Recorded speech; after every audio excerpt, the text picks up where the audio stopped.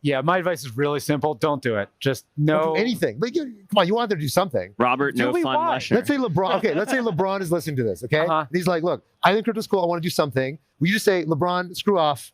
No, I want celebrity coins. Okay, don't do what? Then he wanted a celebrity coin. Okay, LeBron, become a fan of Bitcoin and Ether. Oh, and look straight into the camera. Look straight into the camera for LeBron. LeBron, don't launch your own celebrity token. I'm taking my talents to Solana. That's what he would reply with.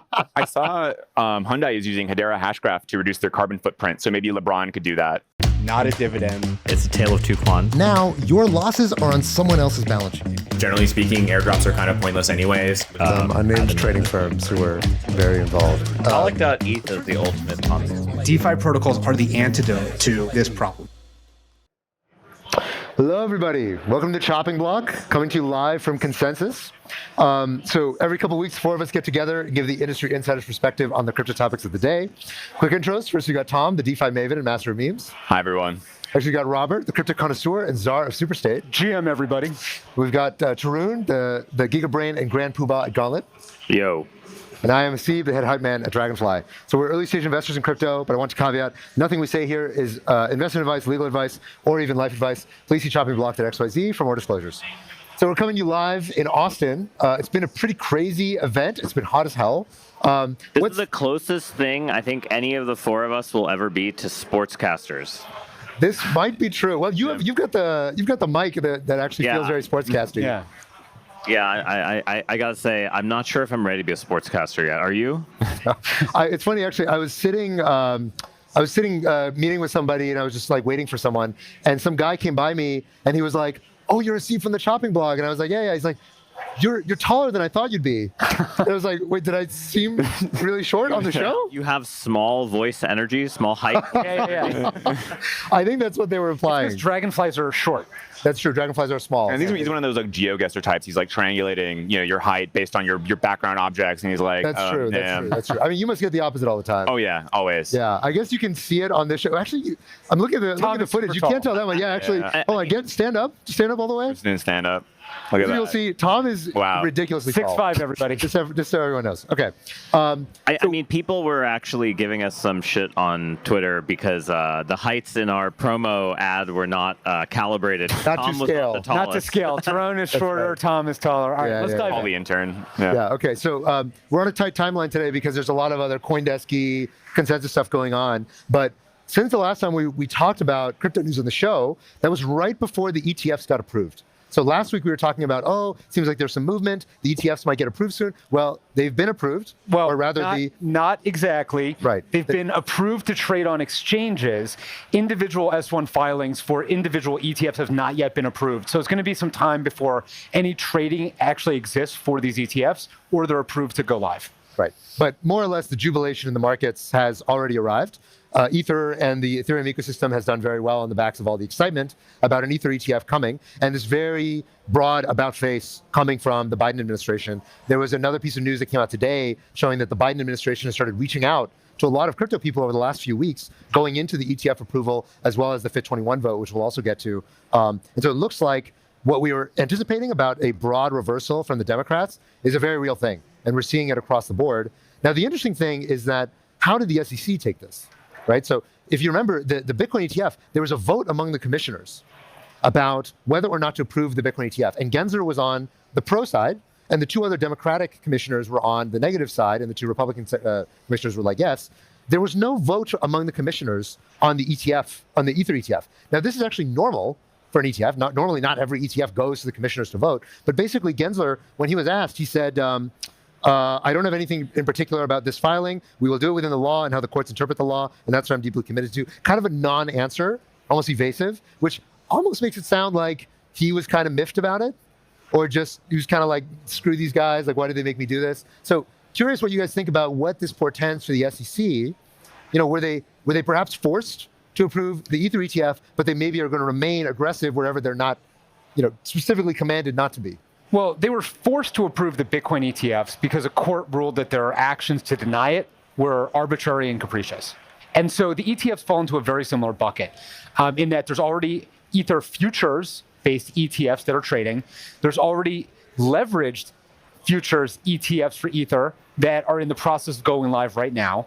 And there's really nothing that separates an Ether ETF from a Bitcoin ETF, except with the very small possibility that the SEC was going to deem Ether itself, not staked Ether, but Ether itself, to be a security. And this was obviously an incredibly potentially controversial take, because historically the SEC itself had determined through actions and comments that Ether was not a security.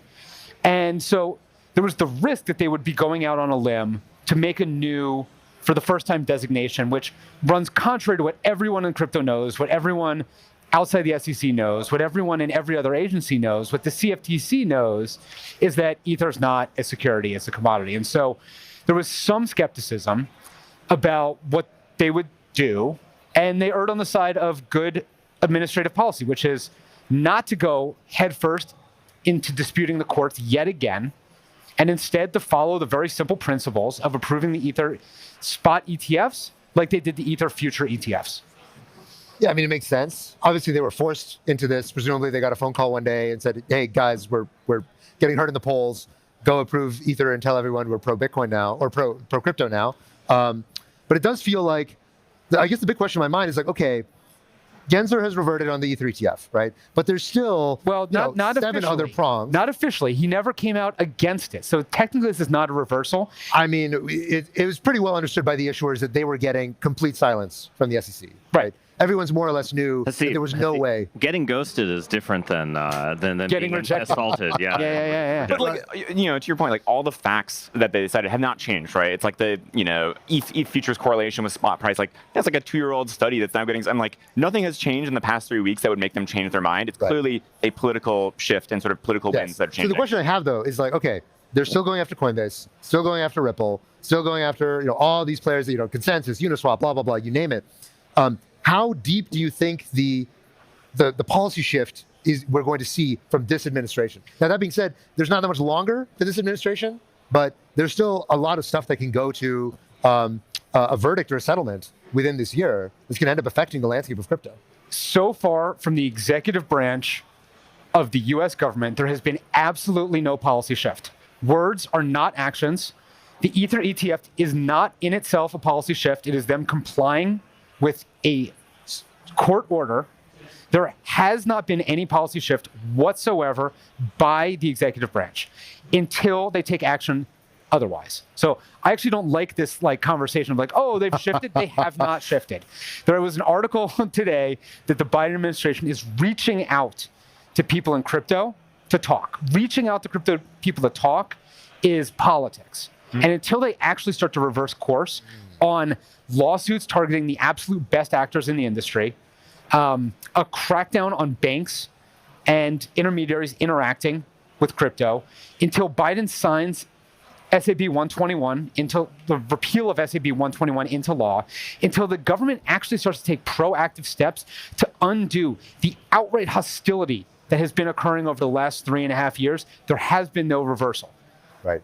And it's still true that the Biden administration announced that they were going to be vetoing SAB 121, the repeal of SAB 121, which is the rule that requires banking institutions to hold offsetting equity against any crypto assets that they custody. He still said he's going to veto that. And there hasn't been any recanting from the administration about that veto. Right. We haven't seen it yet, but you know, the sounds that they're making makes it seem like something is going to change, but you're right. We haven't actually seen proof in the pudding yet. So that brings us to FIT21. So FIT21 is kind of the mega bill that we started talking about last time, but we didn't fully get around to capitulating what exactly is FIT21 and what does it say. So FIT21 stands for Financial Innovation and Technology in the 21st Century Act. Can we also talk about how the name FIT21 sounds like an energy drink? It really does, Somebody drinks a lot of energy. I thought it was like a fitness thing, right? Like FIT21 is like... feels like a Celsius competitor. No, after the death of Celsius, the only energy drink left is FIT21. FIT21. Yeah, I like it. I think that we should do like a co-branding thing. Yeah, like by the way, we're partially unofficially sponsored by Red Bull, so there are no... If there's any meme coin that ever comes up with, you know, a FIT21 energy drink, it's not from us. Yeah. Yes, very good. Good to point that out. Okay, so FIT21, largely designed by Patrick McHenry, who is the chair of the House Financial Services Subcommittee and Speaker of the House, or almost Speaker of the House. So very senior Republican, and they've done it basically a bipartisan bill that's come out of the House that ended up, many people thought that this bill was going to be dead on arrival, but in fact, it passed the House 279 to 136, a very, very broad bipartisan margin with 208 Republicans and 71 Democrats against 136 against. So, okay, let's describe what is FIT21, because this is all a surprise. Most people were expecting, yeah, FIT21, the Republicans like it, but there's no way it's going to pass the House because, it's just too controversial. So FIT21, what it does is, first and foremost, it gives jurisdiction of crypto assets that are not securities to the SEC. Now, which crypto assets are not securities?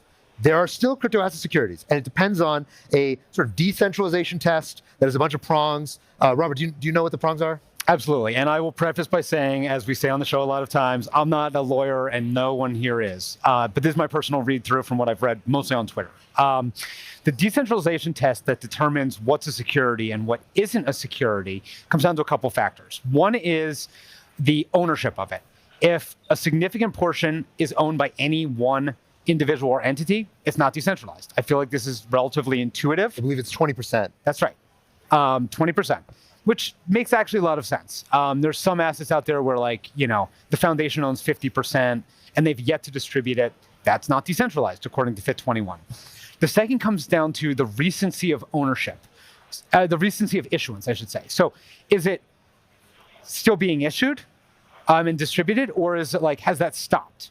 And also the development of the asset. Has the original issuer been working on it within the last couple months, or have they stopped working on it? If they've stopped working on it, it passes the test. And there's a couple other smaller provisions, but basically the intent of it is actually really, I think, quite good, which is to decide, okay, there's a million different assets and they all behave in totally different ways. Is it generally decentralized? Starting on the assumption that it started from a foundation or a company or some group of developers that kicked it all off. So the question really comes down to, is it still in their hands, or has it graduated from their hands into a community? Right.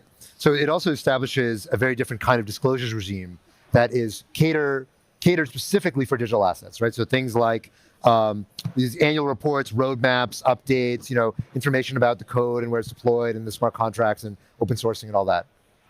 Yeah, unlock schedule. Unlock schedule. That's right. The nice little chart that we all know and love about FTVs. It also is creating this concept of a permitted payment stablecoin. So it basically creates a framework for stablecoins to operate in a regulatory category that hasn't previously been defined. And it basically kind of puts crypto assets between the CFTC and the SEC, and it gives a decent amount of discretion between the two agencies about how to decide what falls into each of their jurisdictions. So it's a very thoughtful piece of legislation. However, there have been many people in the crypto universe who said it's actually not a very well-designed piece of legislation, right? So we talked before about the fact that you need this ownership concentration limit of 20%.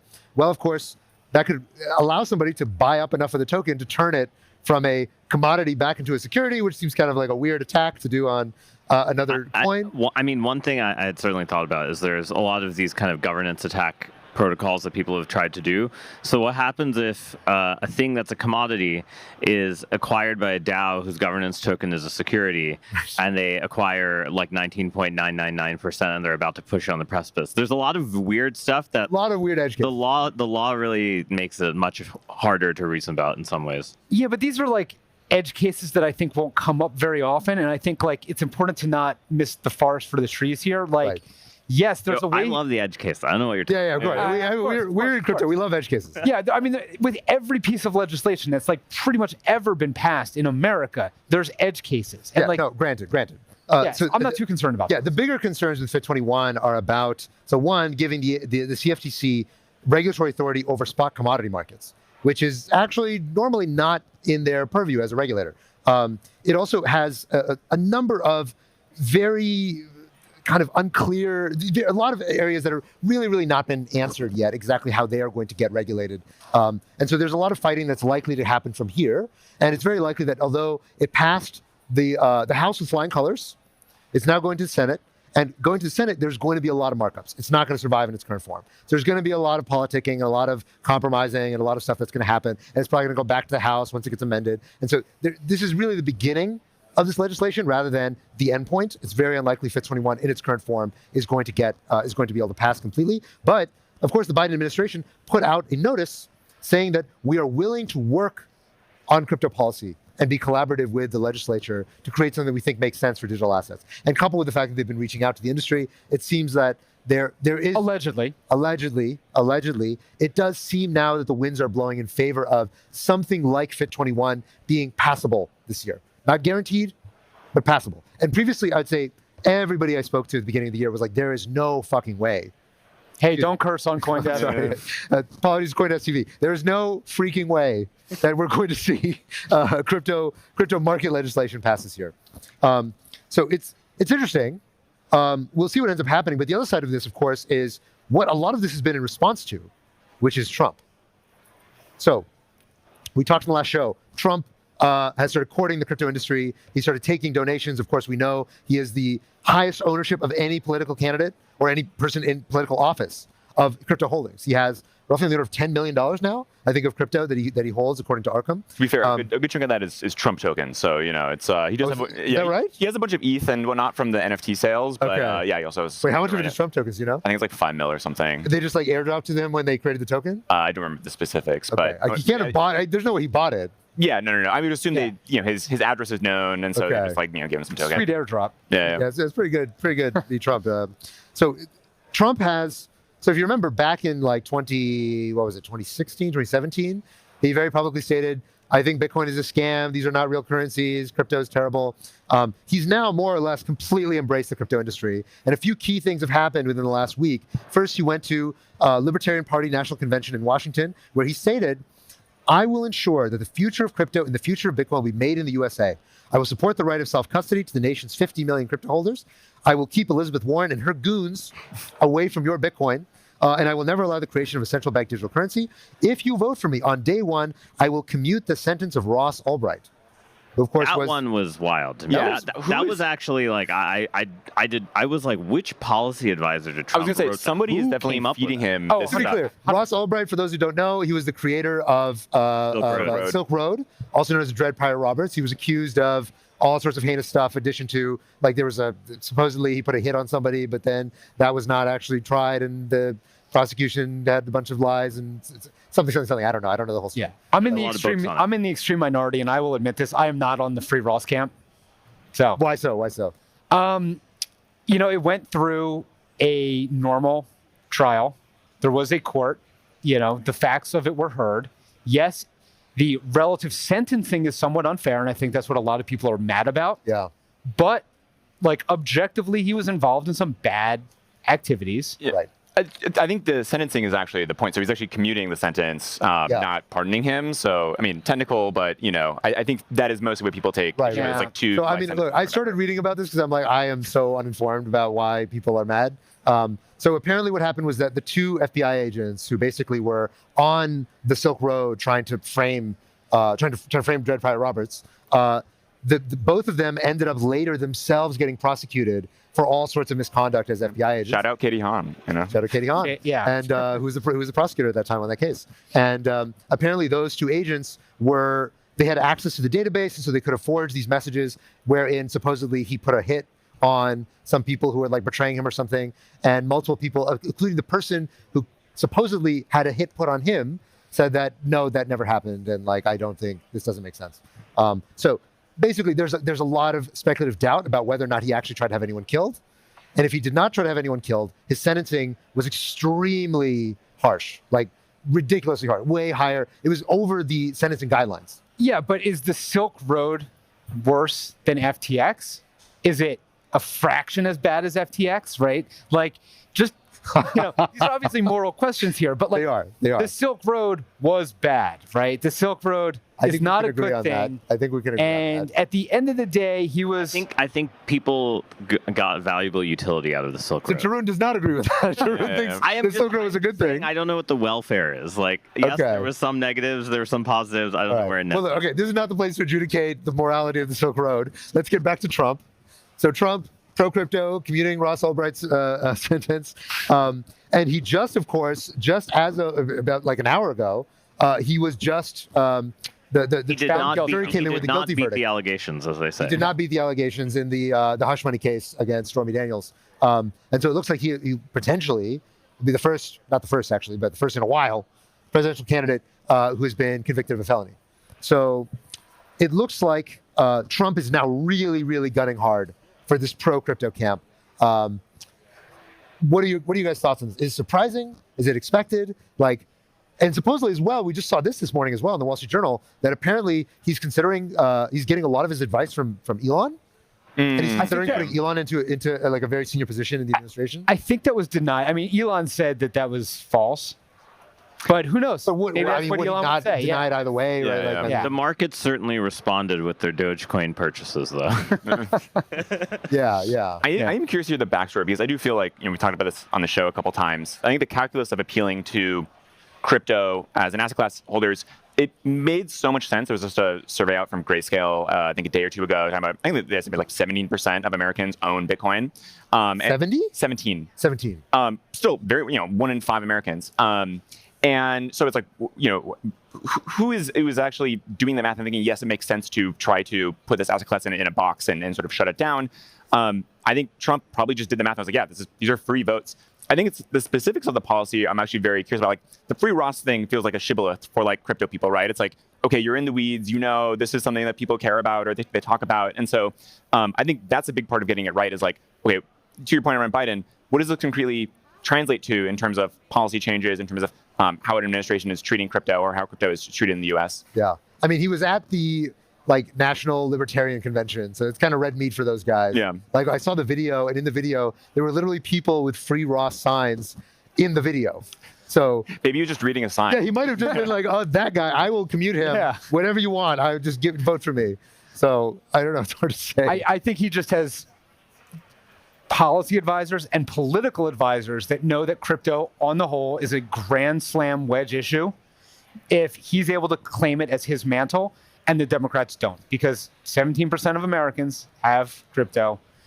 How can you go against that large of percentage of the country? It's terrible politics. You have to support it.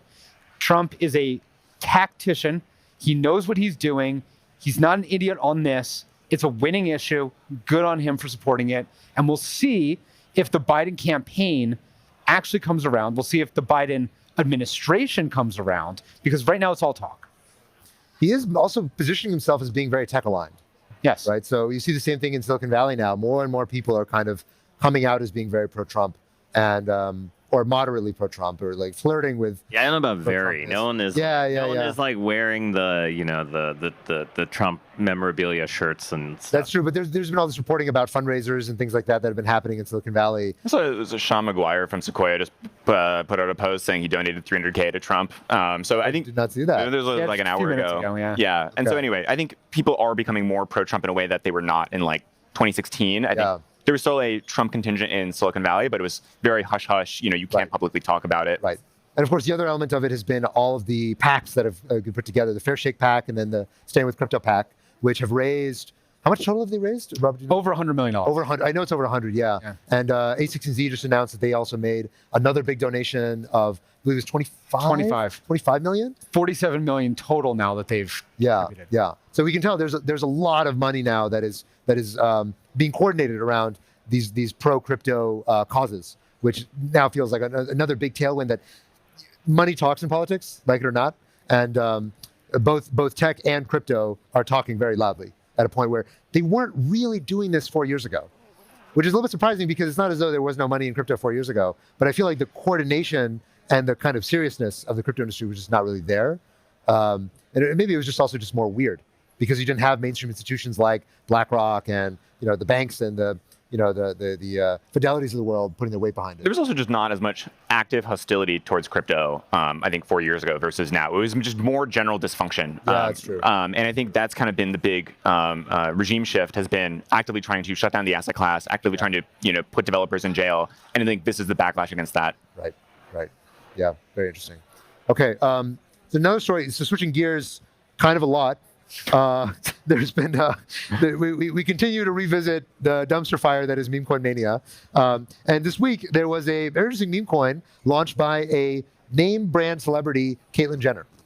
So Wait. Don't forget Iggy Azalea, man. no, but Iggy Azalea didn't launch her own meme coin. It was like she disclaimed a meme coin that was launched in her name. I was going to. There was a very nice segue there where Caitlyn Jenner posted a picture of her shaking hands with Trump, and so it was a little Okay, missed I should have done that opportunity, better. Well pointed out. Okay, so generally speaking, in the last cycle, when the celebrities started showing up is when I got really worried. Okay, well, the celebrities have shown up. Are you worried? I'm worried. News alert, I am worried. I don't know if this is a signal for anybody who cares, but Hasib is officially worried. So Caitlyn Jenner, kind of out of nowhere, without really talking about crypto or like really kind of building up the like, hey, I'm interested in crypto. Let's start talking about it. She just tweeted, I have launched a token on pump.fund. Here's my pump.fund link, which for those of you who are not aware, pump.fund is kind of like a launch pad for new meme coins. We have mentioned it many times. We have mentioned it many times on the show. So this coin called Jenner, which to be clear, we do not endorse in any way whatsoever. Jenner, apparently it kind of launched. Everybody assumed that she was hacked because it's like, what? Why is Caitlyn Jenner like pumping this meme coin? Yeah. And then she's repeatedly claimed that she and her team are going to make sure that this meme coin goes up and to the right. And it's kind of like she is not getting very good advice on this. Basically, there were some videos that also she posted, and people were like, "Oh, deep fakes." She's like super hacked. But turns out, no, it's really Caitlyn Jenner. It was not hacked. And apparently, this, as well as a number of other meme coins that have been associated with minor celebrities, have all been attributed to this one guy named Sahil Arora, who is let me see if I got this right, a former teenage business prodigy from India, who somehow has a bunch of connections. What is a teenage business prodigy? Former teenager. He's not teenage anymore. Right, So but he's he still- like crashed his companies. No, he's still, I guess, a prodigy. Yeah, the former part is the teenager, still a business prodigy, but Yeah. Not a former teenager. Where Former you put the teenager. pause in saying that gives To be you clear, I am also a former teenager and a business prodigy, so I feel a lot of affinity with this guy. Yeah. I feel a lot of affinity. All right, so when are your meme coins coming out? I am working on it. So anything official you see right now is not from me. So anyway, he has been accused by multiple people, including Iggy Azalea, of being some kind of a scammer. And to be clear, I have no idea if any of this is true. These are allegations. I don't know who you are, Sahil. He does just have a lot of pictures in Dubai, which is already... He's not being to allegations with that one. That is very presumptuous. I know nothing about this guy, but apparently a lot of people don't like him and claim that he is hustling a lot of celebrities. And so apparently now there's a bunch of people who are coming out. I don't know. This is kind of a weird story. I don't even understand where the story starts and ends. But basically, if we launched meme coins, any of us, we were hacked by Sahil, yes, and it's that guy's fault. I guess. Hacked by Sahil. Hacked The by new Sahil. boating accident. You heard it here first. Yeah, that's probably the next meme coin. Scammed by Sahil. Yeah, interesting. I actually felt really bad. I have a couple of friends whose first name Sahil, and I was like, "You guys, you're googling. It's googling you guys is gonna be horrible now." Yeah, I will say actually, I do sometimes meet founders who are named Tarun, and I'm instantly I have like a slight positive bias toward anybody with that name. I'm like, you're probably slightly smarter than average, and I know that's unfair, but I'm trying to work on it. Trying to correct for. Wow. I feel that way with Hasib. Although you know there are no Hasibs. No. Actually, there is one. Yes. There is one other Hasib. But there's also some guy who I think works for Solana Foundation, whose name is Chase Barker, but his Twitter handle is C Hasib Arker. That is. Well, no, isn't it just? And I always look at it. I'm like, is this Hasib with the C? That is true. That's true. Did I tell the story about the time I met the other Hasib? No, we'll take it offline. Okay. I don't think CoinDesk. Okay. All right, that's fine. We're running low on time as well. Anyway, if you heckle us on YouTube, Hasib might give you the story in a future episode. That's true. Okay. So what do we think is happening from here? Are we going to see celebrity overload? Are we going back to like NFTs in 2021? Or what do we expect to see from here? I mean, this is worse than the last wave of meme coins even a couple months ago. This is dumber. This has less logic to it. And I agree it's a top signal. I don't think it's the very top signal because there's a lot of like incredibly positive macro tailwinds still. But this is terrible. There's no future in celebrity coins. Like, we don't give advice, but like this is investment advice. Don't touch celebrity coins, please. Just don't do it. Wow. I didn't know we were undoing our disclaimers. I'm going to keep the disclaimer. You can, you can recant for yourself. All right. I'm not giving investment advice, but yeah, it does feel like, if you think about when the celebrity endorsements started happening for NFTs, that was like January 2021, right? So the cycle started summer of 2020, basically. January 2021, you had all the celebrities launching NFT collections. And then by probably summer to fall of 2021, it became the 10K PFPs, and the meta had really shifted away from that. The NFTs had like some pretense of usefulness, right? They're like, I'm going to make a movie or TV show, which never showed up. I think the beauty is the opposite. It's that it is just a JPEG. You know, when you're buying like the Grimes NFT, it's like that's what you get. You're not the buying Grimes NFTs were just album covers. I think coins with pictures. I wonder if this is kind of a backdoor, because I mean the other thing too is, right, there was a whole wave of SEC settlements with these undisclosed endorsements, where these are paid endorsements, celebrities for whatever random token, and end up giving back most of the money. I wonder if this is like, obviously this is a kind of paid endorsement because it's my coin, and I'm going to be and it's like not a security because it doesn't do anything, or like I wonder if this is kind of them like responding to like market pressure, where it's like an NFT that doesn't do anything. It's obviously my token, so therefore it's I have ownership in this thing. But yeah, I just found the whole thing very baffling, honestly. It also seems like kind of obviously against the spirit of meme coins, which is all about like the fair launches and the nobody in particular owns this and their memes. I mean, isn't that the nature of decentralized systems? Like someone finds something that kind of works because it either was financially reasonable or it found a good vibe or a good community, and then eventually there's enough capital that somehow accrues there that everyone is like, I'm going to vampire attack the shit out of this with my edge, which in the celebrity cases, I'm famous and have a big Instagram following. Okay, so let's imagine that we are, let's say everyone now knows Sahil is a scammer, allegedly. Please don't sue us, Sahil. So everyone now knows, maybe don't work with Sahil. Let's say that there are celebrities, which obviously there are, listening to this show. What would be your advice if you are playing the next Sahil to how a celebrity should play this cycle? Well, if you have an announcement video, you should post a signed hash of it alongside your announcement video, so people know it's a verified video and it's definitely not a deep fake. Have this whole sort of several day. How does that help? What do you mean? It's you can have your ENS and be like, hey, this is the Caitlyn Jenner ENS, and then but nobody knew the Caitlyn Jenner ENS before. I guess maybe that was the lesson. Trust way early. You need to get active early on Unchained. That's the thing. Post your address right now. That way later, if you're hacked, you can prove that the hacker also has your ENS or you're not hacked. Yeah, my advice is really simple. Don't do it. Just no. Don't do anything. But come on, you want them to do something. Robert, no fun Lesher. Let's say LeBron. Let's say LeBron is listening to this. And he's like, look, I think crypto's cool. I want to do something. Will you just say, LeBron, screw off? No, I need celebrity coins. Don't do celebrity. So do what? That he wanted a celebrity coin. Okay, LeBron, become a fan of Bitcoin and Ether. Look straight into the camera. Look straight into the camera for LeBron. LeBron, don't launch your own celebrity token. I'm taking my talents to Solana. That's what he would reply with. I saw Hyundai is using Hedera Hashgraph to reduce their carbon footprint, so maybe LeBron could do that.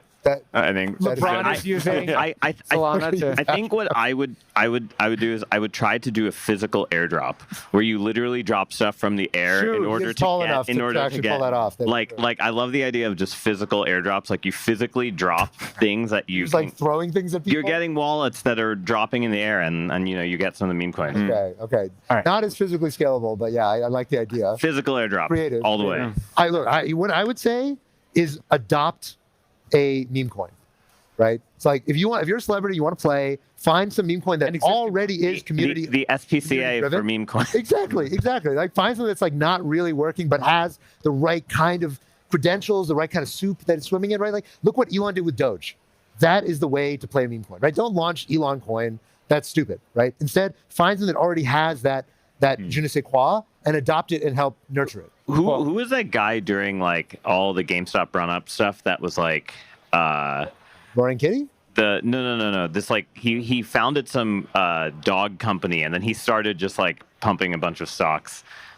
He's the guy to follow. Ryan something. I forget. There's a bunch of lawsuits against him. No clue. He's a moon emoji lawsuit. All right. Well, to wrap it up, we'll see what the future of celebrity coins holds. Hopefully, it doesn't have much of a future, in my opinion. Thank you all for joining us on CoinDesk Chopping Block Live from Consensus. See you, everybody.